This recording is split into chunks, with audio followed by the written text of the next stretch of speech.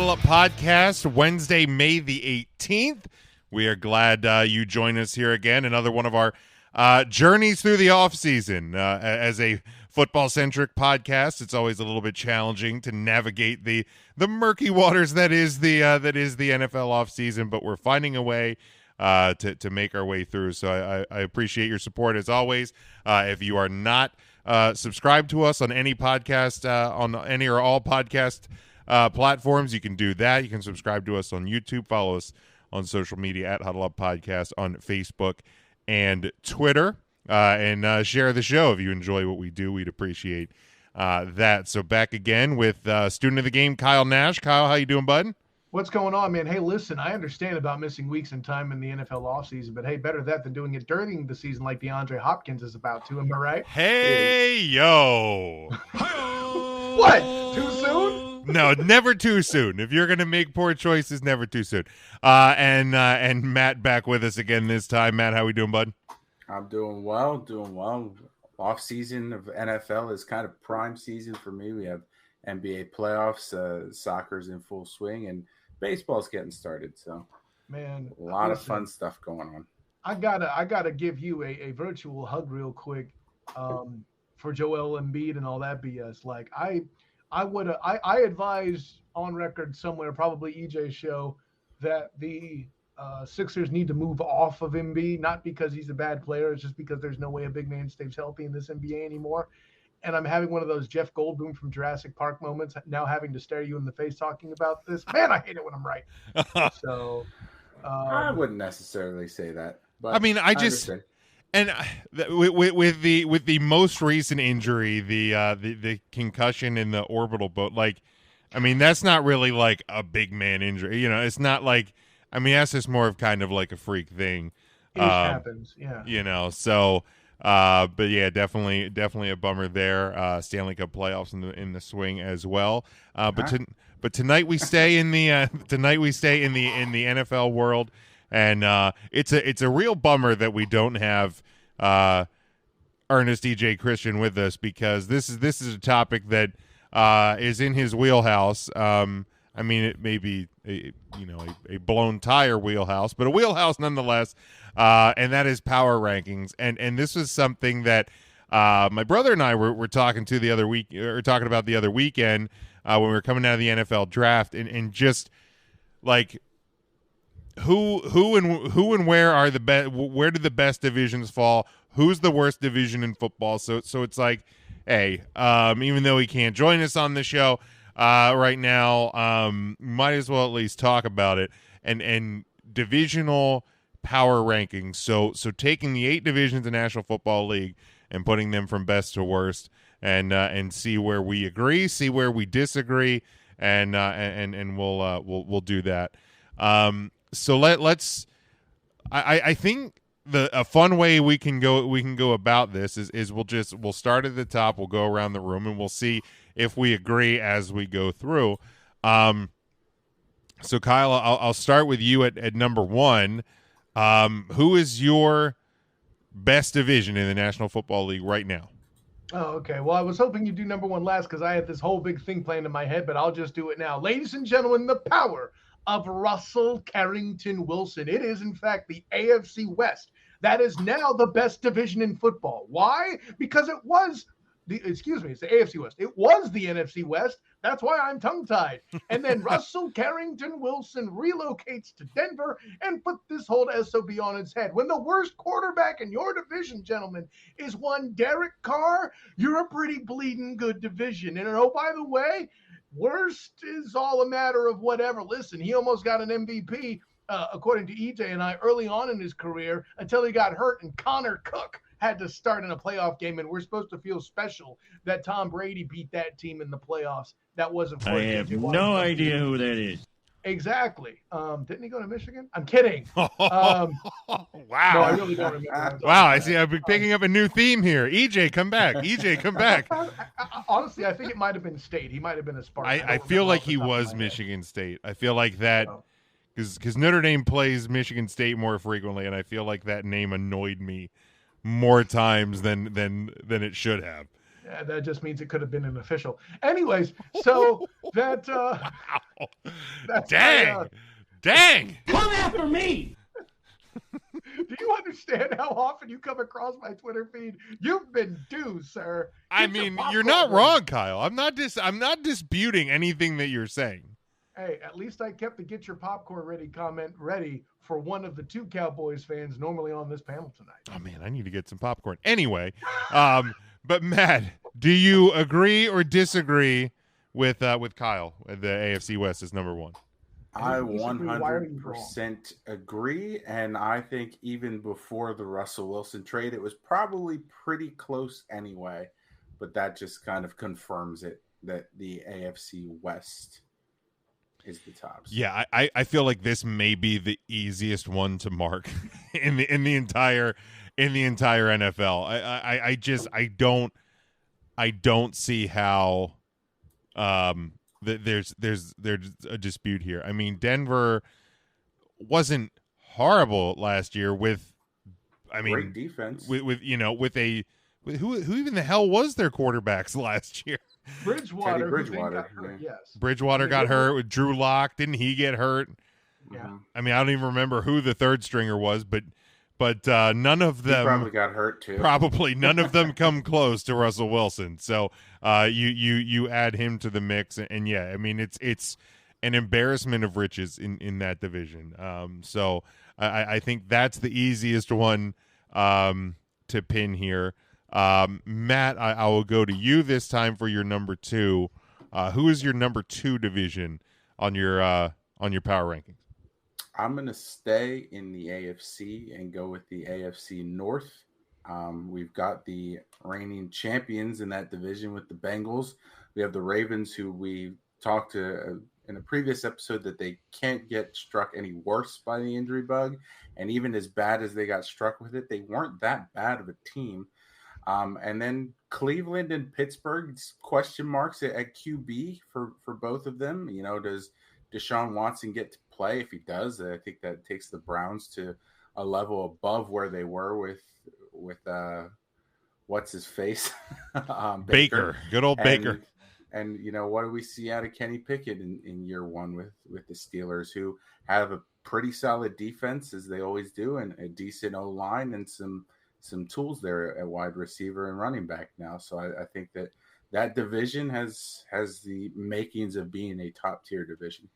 Yeah, and I mean the Steelers were a playoff team a year ago. Now, I mean, it was with the corpse of Ben Roethlisberger. Right. I mean, just awful quarterback play out of Ben Roethlisberger, and I get it, end of his career, whatever, and I mean, Pittsburgh did it to themselves. They didn't prepare adequately for the end of Big Ben's career. I think they were allowed to. Every time they drafted anyone, he complained about. Well, that's true. Yeah.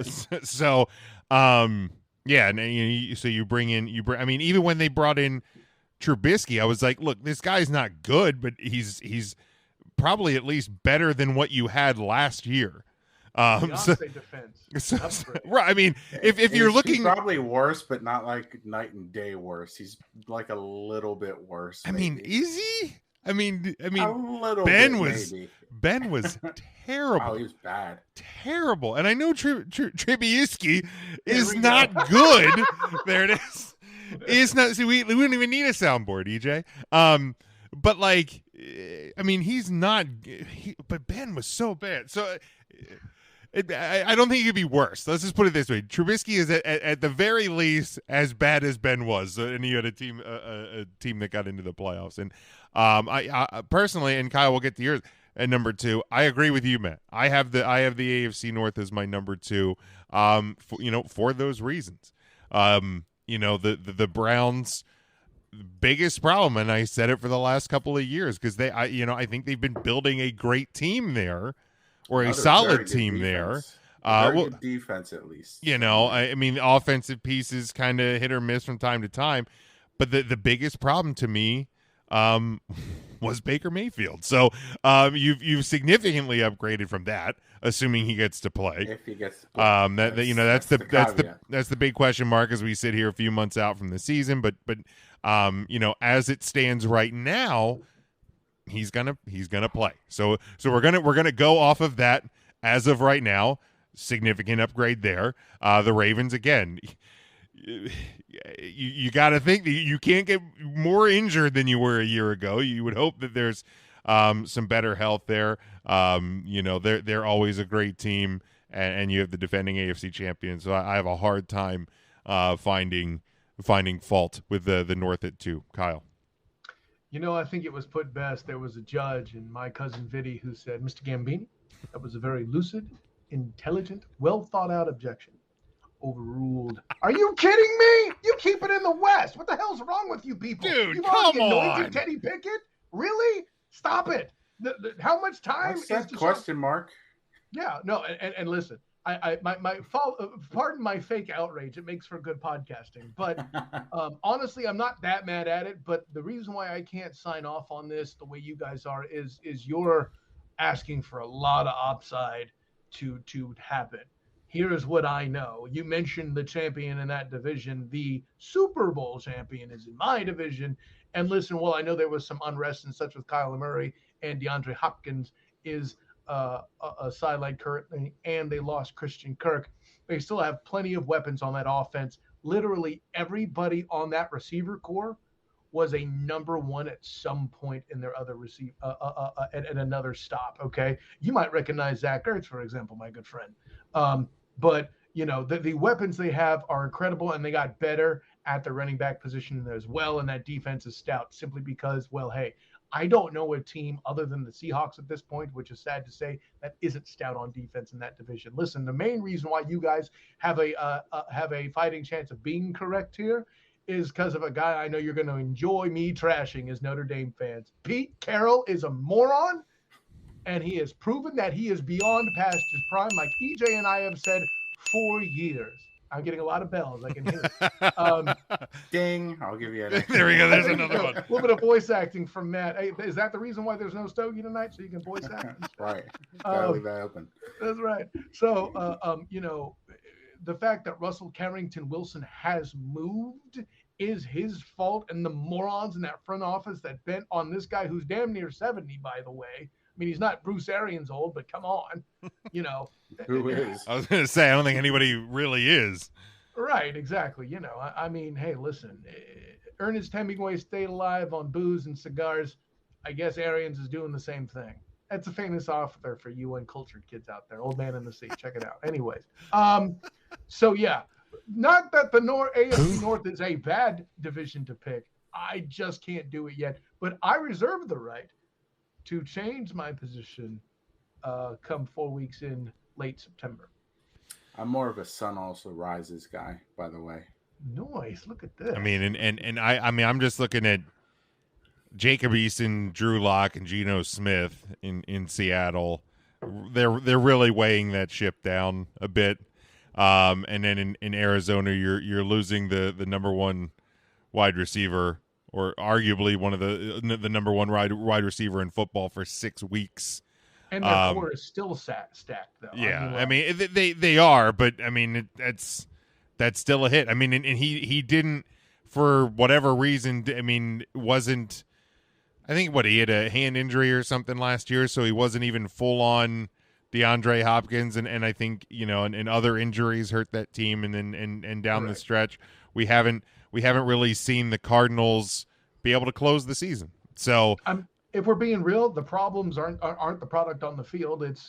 Could be argued it's Pete Carroll and Cliff Kingsbury there. Yeah, very true, very true. So those two things I think are what kind of kept the West down a bit underneath the North. But so I had the West as my number 3.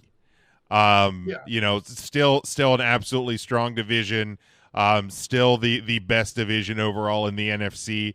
And as like my brother and I were talking through it, like the AFC again is just so ridiculously stacked. It's not even funny. And again, they got better with the Broncos improving with Wilson. Yeah. So the NFC West still the pride of the conference. So I have them as my number 3. Kyle, how about you? Yeah, revealing my two, you guys had selected my three for your two. And again, the margin there is incredibly close. Credit to you guys for being glass half full and all that.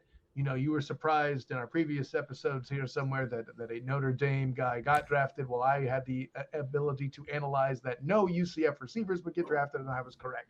Pardon my pessimism makes me correct at times. However, yeah, there's so much to go for. If the worst team on your docket is going to be one of these two teams about to start Deshaun Watson potentially, or have a rookie quarterback who will fit in like a glove with a good offensive staff and a defense that features TJ Watt, bruh, you're looking pretty good. Yeah, you're not wrong. Matt, how about you for number 3?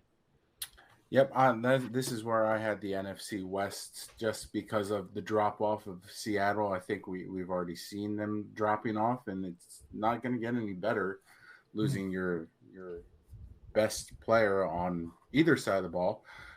So Jamal Adams, Matt.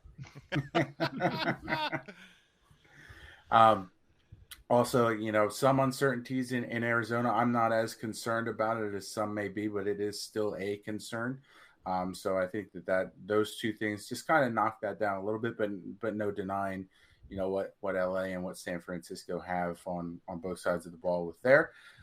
Still not entirely sure what we're seeing out of QB in San Fran. We'll see when the season starts, what direction they go and who ultimately gets the reins for the Niners. But I think either way, we're probably looking at a similar outcome for a playoff team with the defense they have, with the weapons they have for whoever's throwing the ball. But again, like Kyle said, it's close, but I think AFC North is probably a little bit safer of a bet, in my opinion, just because the question marks. I think I would be surprised if there weren't some assurances from old Roger to Cleveland, like, yeah, you're good. Go ahead and make the trade. Hey. I mean, it's also the Browns. Who knows? They might. I would say it's a huge gamble, but it don't do this, and they're like, you know what? We're doing it anyway. Right? Don't put your hand in that bear trap. It's gonna. Oh, you did it anyway. Yeah, you probably shouldn't have done that. All right, let's go to the number 4. Kyle, we'll go to you. So here's where it starts to get a little bit harder.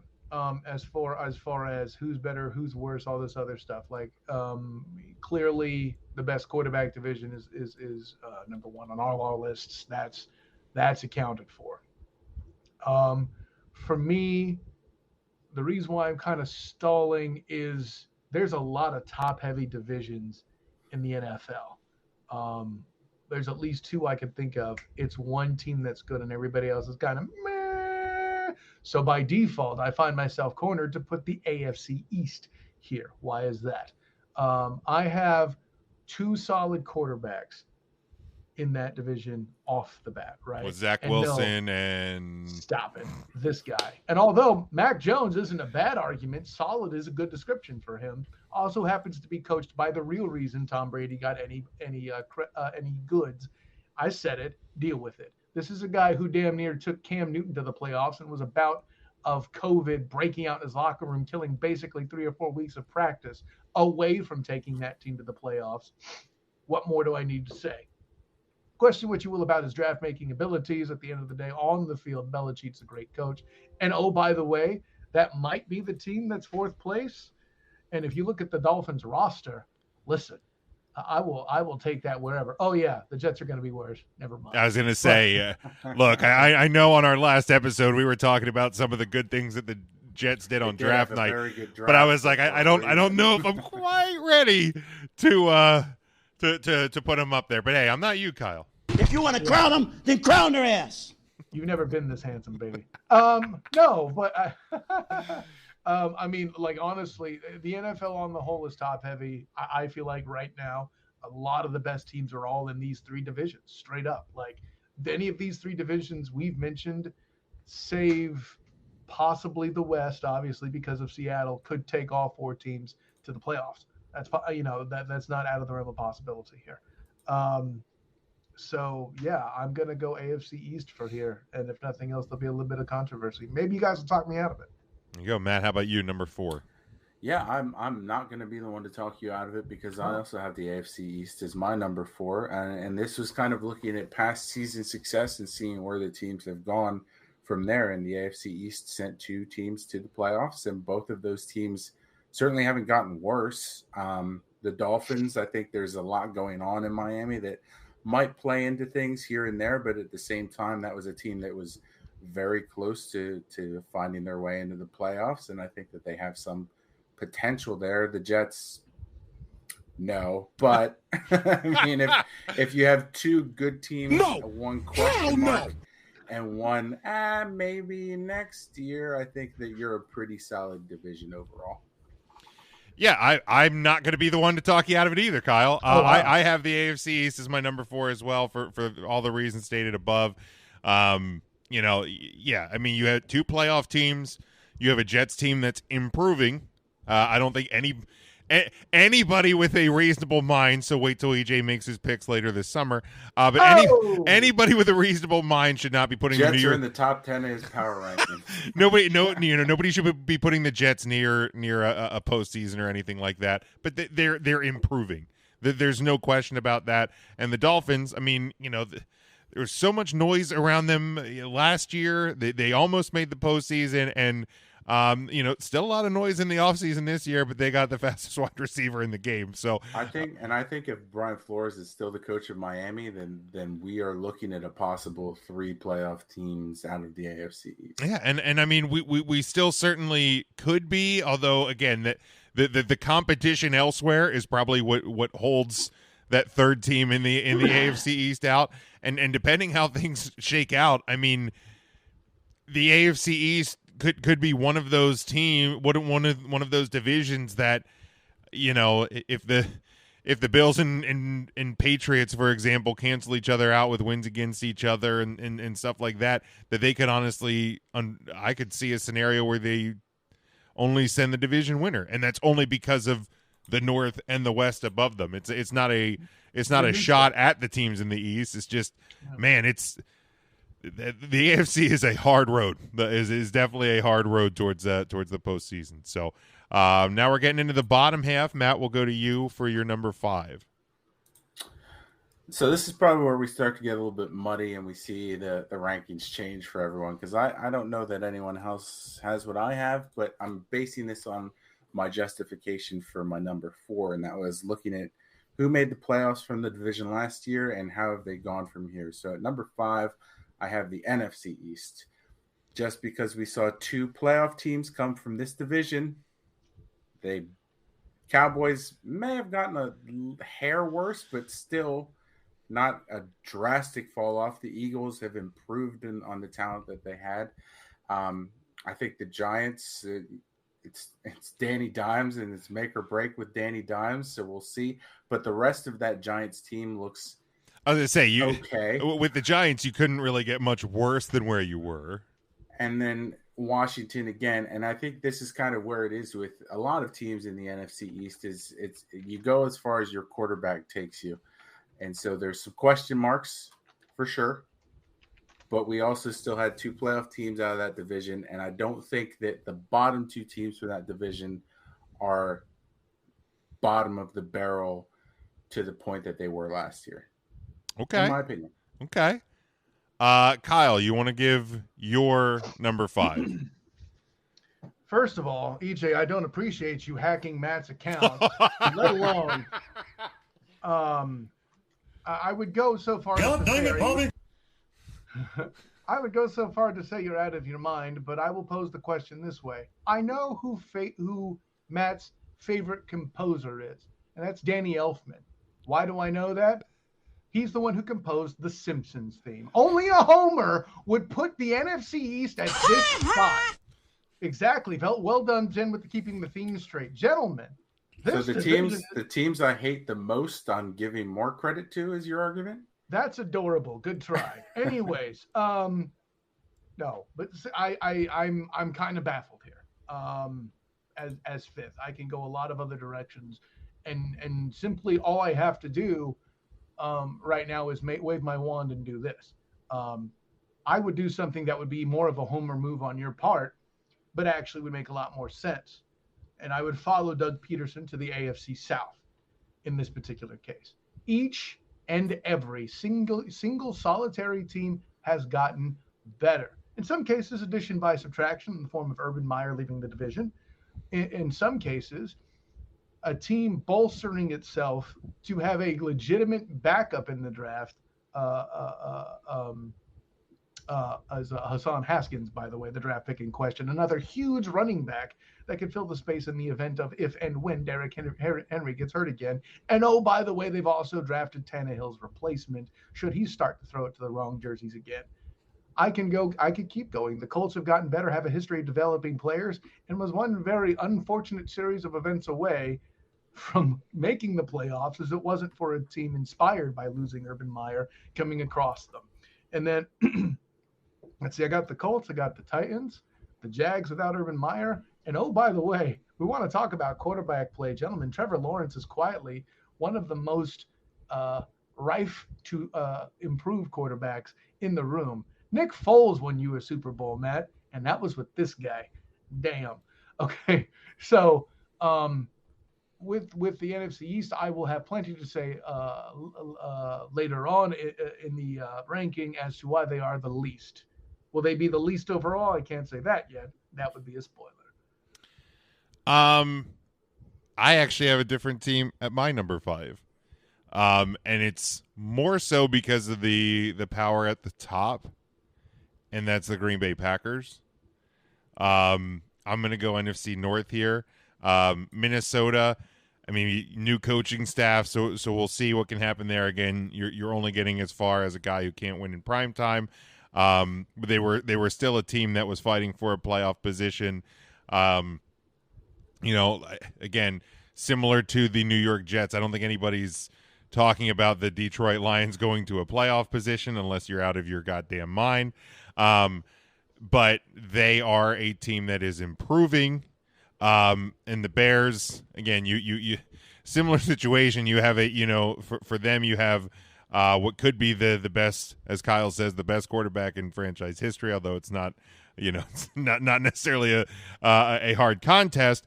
But they're only going to get as far as a bad offensive line is going to take them. But, even with losing his favorite wide receiver and who knows what wide receivers are going to be in Green Bay, Aaron Rodgers is still one of the best quarterbacks in football. So I have a hard time picking against somebody that can hold that, that division that top heavy. So that's why I have the North as my number 5. Kyle, let's go to you for your number 6. One team does not a division make.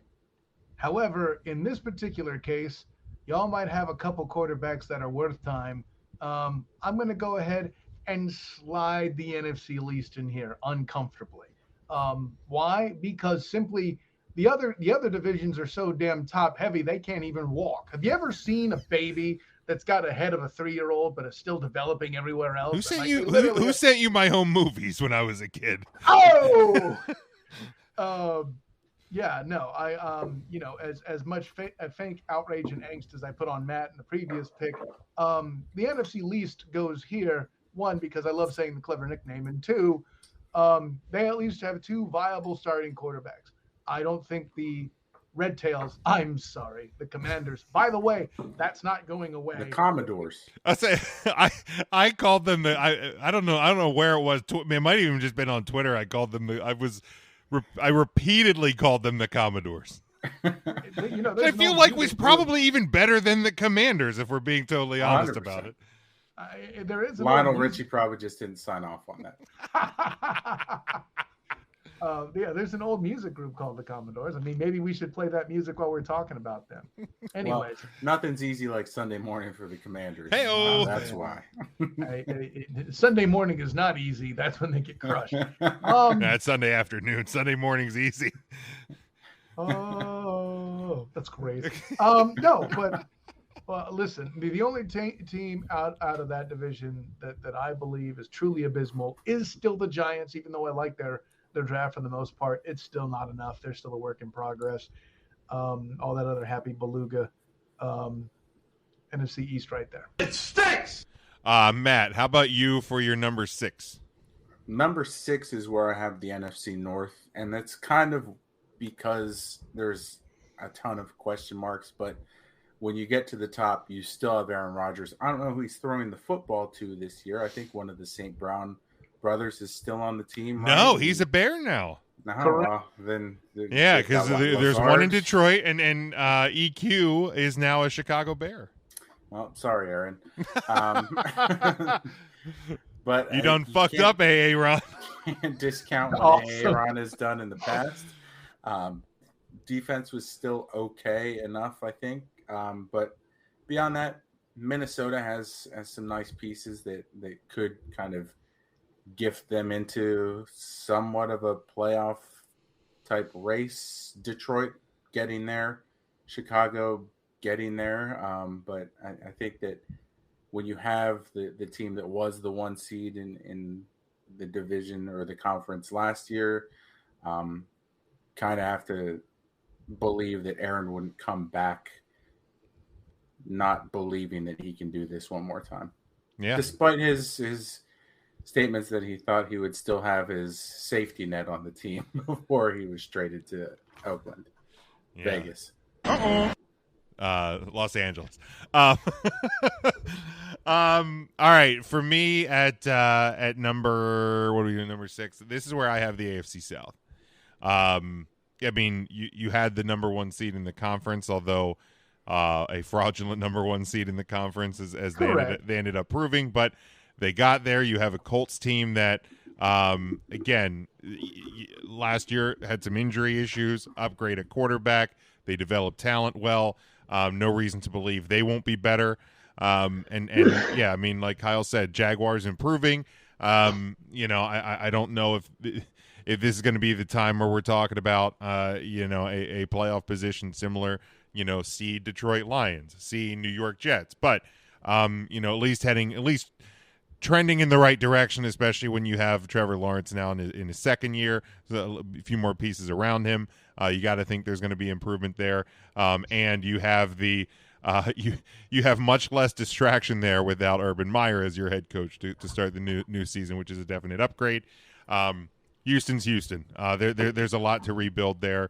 But everything else around them, I think is on the upward trajectory. Moving to the number 7, this is where I have the NFC East.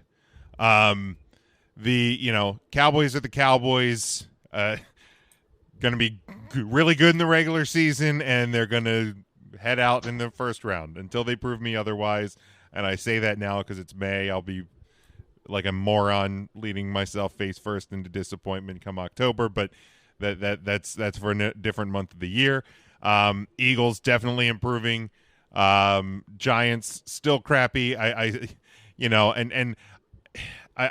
put not blame on Danny Dimes, but I mean they have done him no favors in his time there. But I also don't think he's the answer. But there's so much to rebuild there that they are definitely still the bottom. The Commodores, we'll see. Carson Wentz. Probably an improvement from what they had a year ago, but I'm not so sure we see Carson start. I honestly think I would not be surprised if we see Mr. Sam Howell out of UNC starting for the Commodores. No. I think Wentz is your week 1 starter, but I don't think if he's healthy. Well, that's true. Well, that's a great point.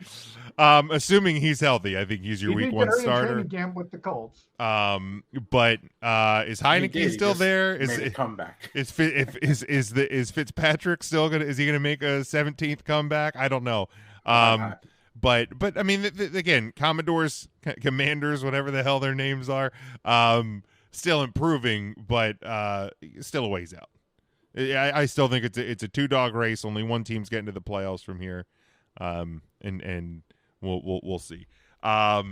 Matt, we'll go to you for number 7.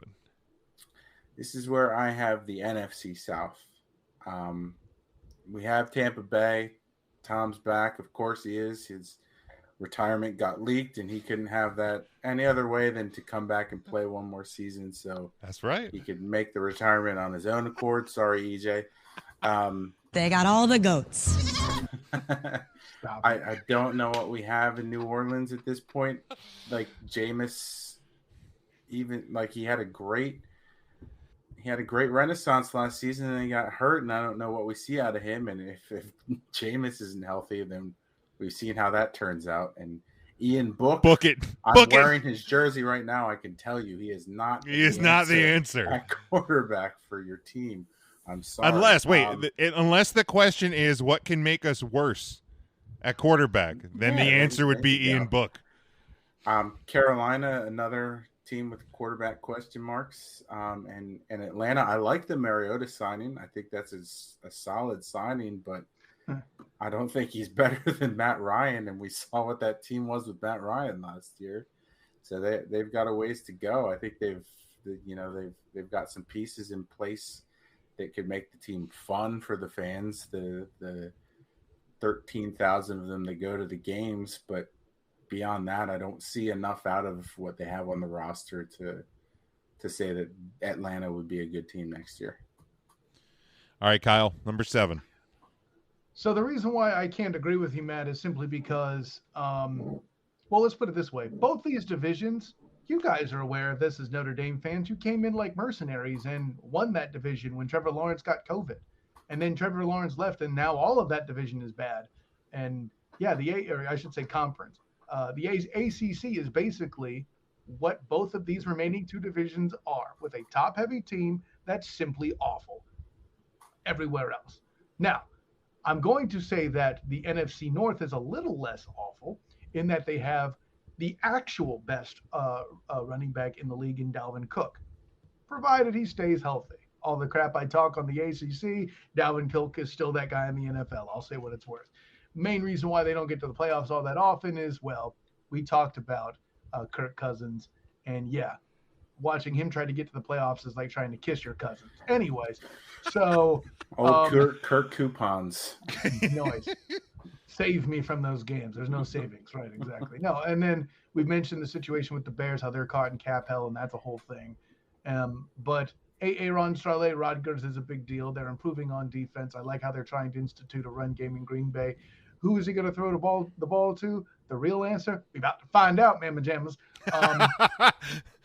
And I do like the improvement of the defense in Detroit. And listen, the main reason why I didn't trash Detroit's draft is because I didn't want my kneecaps bitten off.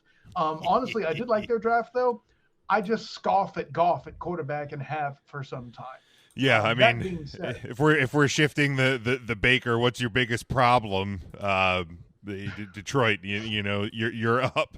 Jared Goff is probably your biggest problem. At least you forget about Goff because he's not in the press for the wrong reasons. So very true. Very true. But the Lions did at least improve in this offseason. They're just still not a great team, but better than I think basically anything the NFC South has to offer. All right, very good. Kyle, we'll stick with you. Who's your bottom? Who's the worst?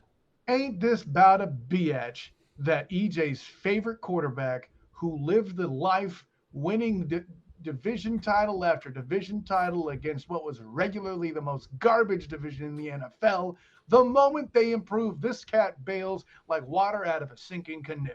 Okay? And I mentioned a canoe because it's made of wood, just like EJ is when we talk about Thomas Edward Patrick Brady. The NFC South is the worst division in football. And the reason why it's not runaway worst is because dude came out of retirement. But yeah, everybody seems to forget a lot of weapons have left. A lot of people are no longer there. Gronk, for example, not currently a factor on that squad. He's talking about playing somewhere else. Whether he does or not is yet to be seen. Obviously, it could be posturing. But at days in, that team is not the same. People have parted. And all you can hope for is that the defensive secondary got better. Good luck with that. Antonio Brown's not walking through that door to save the day. He's already walked very prominently out of it. Oh, for sure. So the main reason why the Bucs will make the playoffs is because the rest of this team is so bad, and an exit made much more clear this time. And I don't see Cam Austin accidentally keeping him in the game with a few fumbles in this case to bail him out. No offense, Cam. That's what happened. Yeah, I have the NFC South as the worst division in football, and that's why Brady's going to win it. I have the South as the NFC South as my worst. You know, we don't know what the Bucs are going to look like. New coaching staff, new receiving core. Yeah, question marks with Gronk. Brady's back. That's what you know. But then you look down the rest of it.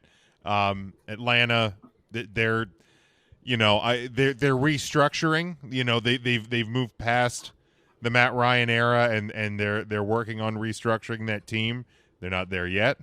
The Saints, again, like Matt said, and this isn't a big time shot at Jameis Winston, but if Jameis Winston is like your make or break between good and bad, that's probably not a great sign for New Orleans.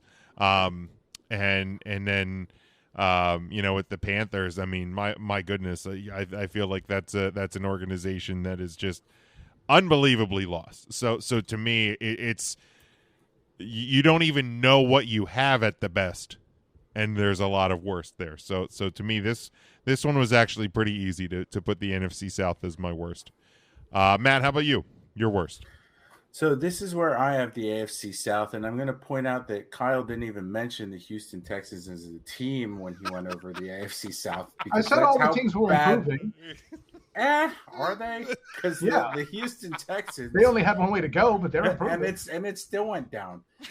They had one way to go, and it was still down because I don't know how you're getting any worse at quarterback, but they did. Somehow they did.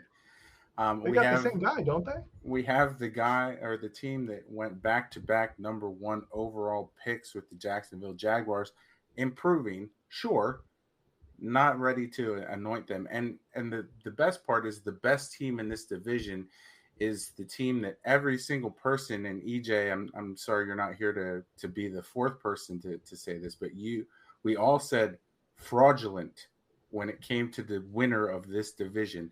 Can you look at any other division and say fraudulent to the division East? Winner? I won't argue that, but Jim would, and EJ would too.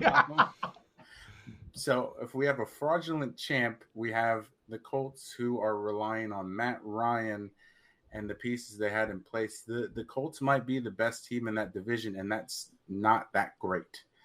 So to me, your best team in your division being an okay team is probably going to be the worst in the NFL, in my opinion. Well, there it is. We got through it quicker than if EJ would have been here. Well, at least we know that he would have mumbled around on those. But you can follow Matt at 3CTA Philly 8 on Twitter. That is 3CT, the letter A, Philly, and the number 8. On Twitter. Kyle, let the people know where they can keep track of everything that you are doing. Yes, as Matt works to get that crap out of here about dissing the AFC South 2 picks too low. I'm kidding, Matt. Of course, this is Kyle Nash, the student of the game. Find me on Twitter at the SOTG. Find me on Instagram as the same, the SOTG. Find me on Facebook as the student of the game. Check out my work with the 3pointconversion.com, of course, as well. Check me out with the Black and Gold Banneret, talking all things UCF football and basketball.